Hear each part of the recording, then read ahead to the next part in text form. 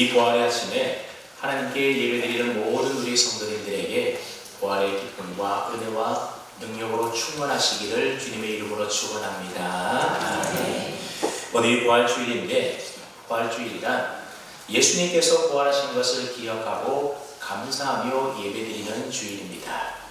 그러므로 오늘 부활주일 예배를 드리는 저와 여러분들이 이 예배를 진정으로 하나님 기뻐 받으시는 예배로 드릴 수 있기 위해서는 먼저 우리들이 예수님의 부활하심을 분명히 믿는 부활신앙을 가지고 예배를 드려야 됩니다. 만약 그렇지 않다면 오늘 드리는 이 예배는 아무런 의미가 없는 그저 시간 낭비에 불과한 것입니다. 그렇다면 여러분들은 예수님이 십자가에 달려 죽으셨다가 장사 지낸 지 사흘 만에 다시 부활하여 살아난 것을 분명히 믿습니까? 분명히 믿고 고백해야 됩니다. 오늘 본문이 요한복음 20장인데 요한복음 20장 처음부터 쭉 읽어보시게 되면 예수님께서 죽으신 지 사흘째 되는 날 새벽에 어떤 일이 있었는지 우리가 알 수 있습니다.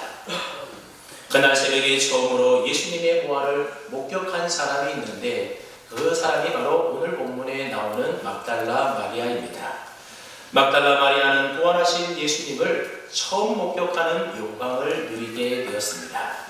그날 새벽 막달라 마리아는 다른 여인들과 함께 예수님의 무덤에 찾아갔습니다. 근데 그날 새벽에 무덤에 찾아갔던 막달라 마리아는 부활하신 주님을 만나기 위해서 무덤에 찾아간 것이 아니었습니다. 그 당시 풍습대로 예수님의 시신에 향유를 발라드리고 또 예수님의 무덤에 향품을 좀 놓아드리기 위해서 무덤에 찾아간 것이지 예수님의 부활을 기대했거나 또는 부활하신 주님을 만나기 위해서 무덤에 찾아간 것은 아니었던 겁니다. 근데 무덤에 찾아갔더니 무덤은 비어 있었고 무덤을 막고 있던 돌들이 옮겨져 있었다라는 겁니다. 막달라 마리아는 깜짝 놀라 급히 돌아와서 제자들에게 말하기를 사람들이 주님을 무덤에서 가져다가 다른 곳으로 옮긴 것 같은데 어디에 두었는지 모르겠다라고 알려줍니다. 그래서 그 소식을 들었던 베드로와 요한도 급히 예수님의 무덤으로 달려가게 됩니다. 그리고 도착 보니 정말로 막달라 마리아의 말처럼 무덤이 비어 있었습니다. 그래서 그 무덤 안에 들어가 보니 예수님을 장사 지낼 때 입혔던 세마포 수의만 덩그러니 놓여 있고 예수님은 그곳에 없었습니다. 이때까지만 하더라도 제자들은 예수님이 부활하셔서 다시 살아나셨다라고 하는 그 사실에 대하여 깨닫지 못하고 알지 못했습니다. 예수님께서는 분명히 살아생전에 내가 죽고 난 이후에 사흘 만에 다시 부활하여 살아날 것이다. 그렇게 제자들에게 말씀하셨음에도 불구하고 제자들은 그 말씀을 들었음에도 불구하고 지금 또 예수님의 무덤이 빈 무덤인 것을 보았음에도 불구하고 그들은 예수님이 부활하셨다는 사실에 대하여 깨닫지도 못하고 알지도 못했다라는 겁니다. 어쩌면 당연한지도 모르겠습니다. 아마 저와 여러분들이라 할지라도 그 빈 무덤 속에 있었다라고 한다면 예수님이 다시 살아나셨구나 그렇게 믿기가 쉽지가 않았을 겁니다. 왜냐하면 죽어서 장사 지내 시체가 썩은 냄새가 나는 사람이 다시 살아난다라고 하는 것은 상식적으로 불가능한 일이기 때문에 그렇습니다. 그래서 사실 예수님께서 십자가에 달려 죽으셨을 때에도 예수님이 부활할 것이라고 믿고 기대하는 사람이 아무도 없었던 겁니다. 오히려 예수님이 부활하여 살아날 것에 대한 믿음은 예수님을 십자가에 못 박아 죽었던 사람들이 훨씬 더 좋았음을 우리가 보게 됩니다. 예수님을 십자가에 못 박은 사람들은 예수님이 혹시나 부활하면 어쩌나 그런 생각, 걱정이 되어서 세 가지 조치를 취하게 됩니다. 가장 먼저 예수님의 무덤 입구에 큰 돌로 막아 놓았습니다. 그 당시에 무덤은 동굴처럼 생겼는데 그곳에 예수님의 시신을 안치하고 그 입구에다가 큰 돌로 막아 놓았던 겁니다. 그래서 막달라 마리아를 비롯한 여러 여인들이 예수님의 무덤에 찾아가면서 가장 걱정했던 것이 무엇인가 하면 어떻게 그 돌을 옮길 수 있을까 그것 걱정하며 예수님의 무덤에 올라갔다는 겁니다. 그리고 그들이 취한 두 번째 조치는 그 커다란 문을 봉인했다라고 하는 겁니다. 그들은 당시 유대 총독이었던 빌라도의 이름으로 무덤을 봉행했습니다. 여러분, 요즘에도 간혹 보게 되면 제사를 압류당할 때에 이른바 딱지 같은 것 붙이지 않습니까? 그 딱지 떼면 큰일 나게 됩니다. 예수님의 무덤에도 아무도 이 돌문을 건드리거나 옮기지 마시오. 유대 총독 빌라도 아마 이런 경고문이 봉인되어 있었던 것 같습니다. 세 번째 조치는 그래도 안심이 되지 않아서 그 무덤 앞에 군사들을 세워놓고 그 무덤을 지키게 했다라는 겁니다. 그런 조치에도 불구하고 예수님의 무덤은 비어 있었다라는 것입니다. 다시 말하면 예수님께서 말씀하셨던 대로, 예고하셨던 대로 예수님은 사망 권세에 이기시고 다시 부활하여 살아나신 것입니다. 그러니 보십시오. 예수님을 십자가에 못 박았던 사람들이 취했던 이 세 가지 조치들은 오히려 예수님이 부활하여 다시 살아나셨다라고 하는 확실히 나타내 보여주는 역설적인 증거가 되었다라고 하는 겁니다. 그들이 그런 조치를 취했음에도 불구하고 예수님은 다시 살아났다는 것입니다. 이처럼 예수님의 빈 무덤은 예수님께서 분명히 부활하여 살아나셨다라고 하는 분명한 증거가 되는 것입니다. 이외로 예수님께서 부활하셨다라고 하는 증거들이 너무너무 많이 있는데 그 중에 하나가 뭔가 하면 오늘 저와 여러분들이 이렇게 주일날 교회에 나와서 하나님께 예배를 드리고 있는데 이 바로 주일 예배가 예수님이 부활하셨다라고 하는 증거가 된다는 겁니다. 여러분, 초대교회는 오늘날 저와 여러분들처럼 매주일 이렇게 모여서 하나님께 예배를 드렸습니다. 근데 여러분, 초대교회 구성원들이 어떤 사람들이었는가 하면 대부분 유대인들이었다라고 하는 겁니다. 여러분, 유대인들이 어떤 사람입니까?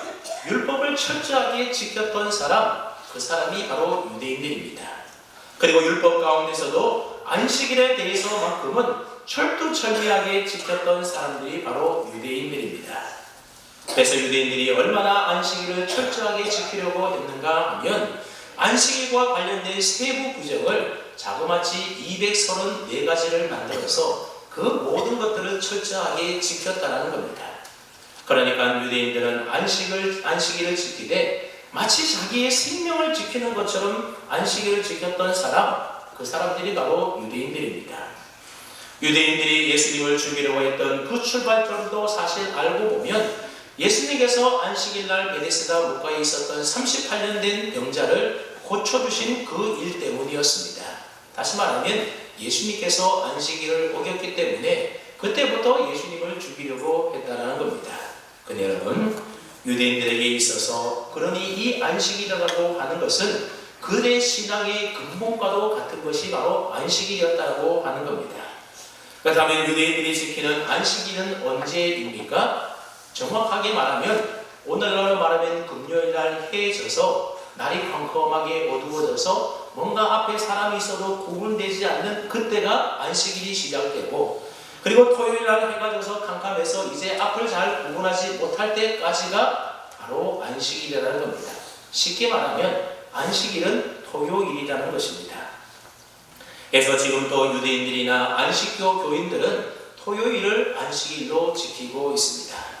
근데 토요일을 안식일로 생명처럼 지켰던 이 유대인들이 도대체 2000년 전에 어떤 일이 있었기에 그 안식일을 버리고 오늘 우리들처럼 주일을 지키면서 주일에 예배 드리는 사람으로 바뀔 수가 있었겠습니까?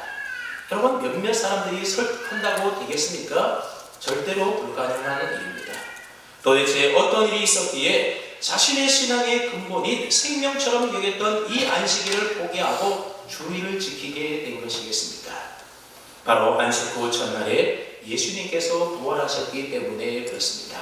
안식 후 첫날이 언제인가 하면 바로 오늘과 같은 주일입니다. 부활하신 예수님을 직접 만나고 목격하고 경험했던 이 초대교회의 성도들은 안식 후 첫날에 예수님이 부활하신 것을 기념하고 기억하기 위해서 안식 후 첫날 주일에 사람들이 모이기 시작했던 겁니다. 그러다 보니 자연스럽게 안식일 날보다는 주일날 함께 모여서 예배드리게 되었고 점차 주일을 지키게 되었던 것입니다.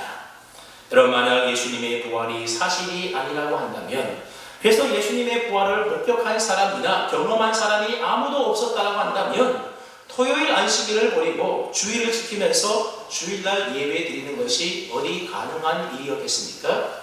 절대로 불가능한 일이었을 겁니다. 초대교회는 예수님의 부활을 직접 목격하고 경험했던 부활 증인 공동체였기 때문에 조금의 잡음이나 문제 없이 안식일을 과감하게 버리고 주일을 지키는 것으로 안식일을 대체했던 것입니다. 유대인들이 안식일을 주일로 바꾸어 지킬 정도로 예수님의 이 부활 사건이라고 하는 것은 그 당시 사람들에게 있어서는 강렬하고 충격적인 역사적인 분명한 사실이었던 겁니다. 그래서 우리는 주일을 주님의 날, 그래서 주일이라고 주일을 지키게 되었던 겁니다. 여러분 그것만이 아닙니다. 여러분 예수님에게는 육신의 동생들이 있지 않았습니까? 육신의 아버지 요셉과 어머니 마리아 사이에서 낳은 동생들이 있었습니다. 근데 복음서를 읽어보게 되면 그 동생들은 예수님이 살아계실 때에 예수님을 하나님의 아들로 구세주 메시아로 믿고 따르지 않았음을 알 수가 있습니다. 여러분 그도 그럴 것이 불과 얼마 전만 하더라도 같은 부모 밑에서 한 집에서 함께 먹고 자고 한 가족으로 지냈었는데 갑자기 자기 형 예수가 하나님의 아들이라고 하면서 제자들을 데리고 다니면서 복음을 전한다고 하니 여러분 쉽게 그런 자신의 형을 하나님의 아들로 믿고 따를 수가 있었겠습니까? 그래서 예수님의 동생들은 예수님을 믿지 않았던 것입니다. 심지어 성경에 보게 되면 예수님을 향하여 미쳤다라고 그렇게 이야기하는 모습도 나오게 됩니다. 우리가 사도행전을 읽어보게 되면 예수님의 친동생 가운데 야고보라고 하는 동생이 있는데 이 야고보는 베드로와 더불어서 예루살렘 교회의 기둥과 같은 인물로 추앙을 받고 있음을 보게 됩니다. 분명히 복음서에서는 예수님을 믿지 않았던 이 예수님의 동생 야고보가 이제는 사도행전의 기록에 보게 되면 교회의 지도자가 되어 있다는 겁니다. 도대체 어떻게 된 일이겠습니까? 자기 형을 보고 미쳤다고 하던 이 야고보가 어떻게 예루살렘 교회를 영적으로 이끌어가는 교회의 지도자가 되었겠습니까? 그것은 바로 이 야고보가 부활하신 예수님을 만났기 때문에 그렇습니다. 그래서 고린도전서 15장 7절 말씀해 보게 되면 예수님께서 부활하신 이후에 이 야고보에게도 보이셨다라는 기록의 내용이 적혀 있습니다. 여러분 예수님의 동생 야고보는 아마 그의 어머니 마리아와 함께 예수님이 십자가에서 죽음당하시는 것을 아마 다 목격했을 겁니다. 그리고 예수님의 시신을 수술해서 장례까지 다 치루어서 무덤에 안치했습니다. 이처럼 자기 형 예수는 분명히 십자가에 죽어서 무덤에 넣어 장사까지 지냈는데 다시 부활하여 살아나신 그 예수님이 야고보에게 나타나신 것입니다. 예수님이 살아계실 때에 많은 사람들 앞에서 자신이 하나님의 아들 구세주라고 메시아라고 말할 때에 이 야고보는 그 예수님의 말을 믿지 않았는데 이제는 죽었다가 다시 살아나신 그 예수님을 야고보가 직접 만나고 보니 우리 형 예수가 그의 말대로 진짜 하나님의 아들이었구나. 온 인류를 구원하시기 위하여 인간의 몸을 입고 오신 구세주 메시아가 맞구나라는 사실을 비로소 깨달아 알게 되었다는 겁니다. 그래서 야고보는 부활하신 예수님을 직접 만나고 난 이후에 예수님을 믿고 따르게 되었습니다. 그리고 예수님에 대한 그의 믿음이 얼마나 신실하고 좋았던지 예루살렘 교회의 기둥과 같은 지도자가 되었다는 것입니다. 나중에 예수님의 동생 야고보는 신약성경 야고보서를 쓰게 되는데 야고보서 1장 1절 말씀에 보게 되면 이 야고보는 자신을 어떻게 소개하고 있는가 하면 하나님과 주 예수 그리스도의 종 야고보는 이렇게 소개하고 있습니다. 예수의 동생 야고보다 이렇게 자신을 소개하는 것이 아니라 자신을 예수 그리스도의 종이다. 종으로서 소개하고 있다는 겁니다. 그리고 예수님을 자신의 형이 아닌 주 예수 그리스도라고 해서 자신의 주님으로 그리스도로 그렇게 소개하고 있습니다. 그리고 야고보는 주님의 몸된 교회를 돌보고 예수 그리스도의 복음을 전파하기 위하여 그가 얼마나 많이 기도했던지 그 무릎이 마치 낙타 무릎처럼 딱딱하게 굳어져 있었다고 합니다. 그래서 야고보의 별명이 낙타 무릎입니다. 결국 야고보는 예수님의 부활과 복음을 증거하다가 바리새인들에게 순교를 당하게 됩니다. 여러분 참 놀랍지 않습니까? 만약 야고보가 부활하신 예수님을 직접 만나지 못했다라고 한다면 야고보에게 어떻게 이런 변화가 일어날 수가 있었겠습니까? 절대로 불가능한 일이었던 겁니다. 여러분, 이것이 어디 야고보만 그렇겠습니까? 우리가 잘 알고 있는 사도 바울은 또한 어떻습니까? 사도 바울은 예수님을 핍박하고 예수 믿는 자를 잡아 죽이기 위해서 공문을 가지고 저 멀리 있는 다메섹까지 가서 핍박과 박해하는 일에 앞장섰던 사람이 바로 이 사울이었습니다. 그랬던 그가 나중에는 어떻게 됩니까?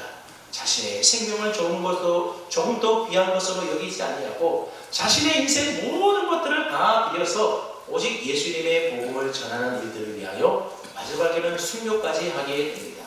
여러분, 예수님을 핍박하는 사람이 어떻게 하루아침에 그렇게 예수님의 복음을 위하여 자신의 인생을 드리는 사람이 변화될 수가 있었겠습니까? 그것은 바로 사도 바울이 다메섹 도상에서 부활하신 예수님을 만났기 때문에, 예수님이 부활하신 예수님을 만났기 때문에 그와 같은 놀라운 변화가 일어날 수가 있었던 겁니다. 그런데 여러분, 예수님의 부활을 실제 있었던 역사적인 사건으로 분명히 믿을 수 있기를 바랍니다. 예수님께서 부활하신 사건은 저와 여러분들에게 너무너무 귀한 사건입니다. 왜냐하면 예수님의 부활은 결코 예수님 혼자만의 부활 사건이 아니기 때문에 그렇습니다.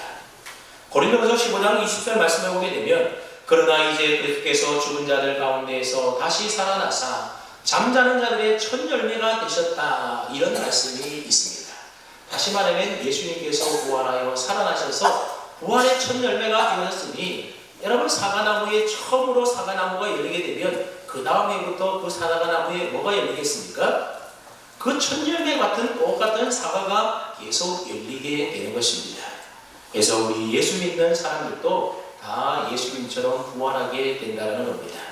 또 계속해서 23절 말씀해 보게 되면, 각각 자기 차례대로 되리니 먼저는 첫 열매인 그리스도요, 다음에는 그가 강림하실 때에 그리스도에게 속한 자요, 이렇게 되어 있습니다. 여러분, 그리스도에게 속한 자가 누구입니까? 바로 예수님을 믿어서 의롭게 된 하나님의 자녀인 저와 여러분들 아닙니까?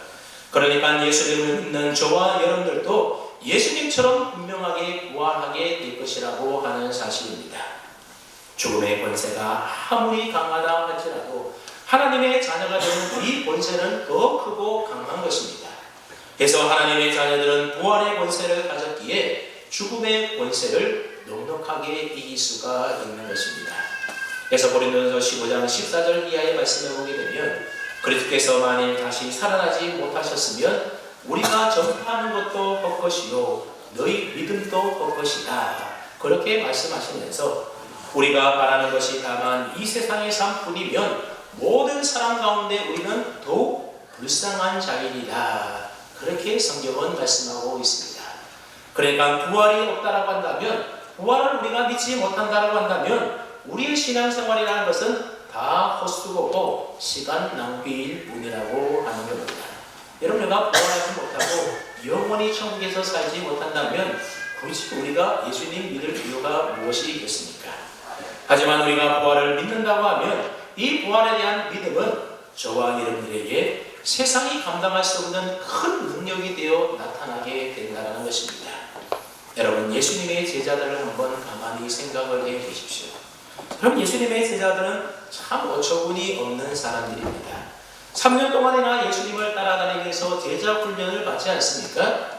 그런데 제자들의 관심사는 예수님의 뜻과는 달리 온통 세상에 가 있었습니다. 하나님 나라에 대해서 별로 관심이 없었습니다. 그저 예수님 잘 쫓아다니다가 나중에 예수님이 왕이 되시면 그때 한 자리 해야 되지, 그런 생각을 제자들이 가지고 있었다는 겁니다. 심지어 예수님께서 고난당하시고 십자가에 달려 죽으실 때에 제자들은 예수님을 부인하거나 아니면 다 도망치고 없었습니다. 그러니 예수님께서 가장 힘드실 때에 그 자리를 지키지 않았던 사람이 바로 예수님의 제자들이었다는 겁니다. 그래서 마치 예수님의 제자 훈련은 실패한 것처럼 보인다는 겁니다. 그런데 이상한 일이 일어났습니다. 예수님께서 십자가에 달려 죽으셨습니다. 그러면 제자들이 어떻게 해야 되겠습니까? 뿔뿔이 다 흩어져서 각기 제 살 길 찾으러 가야 됩니다. 근데 예수님이 죽은 마당에 제자들은 예수님을 증거하고 다니기 시작했습니다. 여러분, 제자들이 예수님에 관하여 증거하고 다닌다고 해서 제자들에게 뭐가 생기거나 제자들에게 어떤 유익이 주어지는 것이 아무것도 없었습니다. 오히려 예수님을 증거하고 다니게 되면 유대인들에게 매맞고 핍박당하고 심지어 죽임을 당할 수도 있었습니다.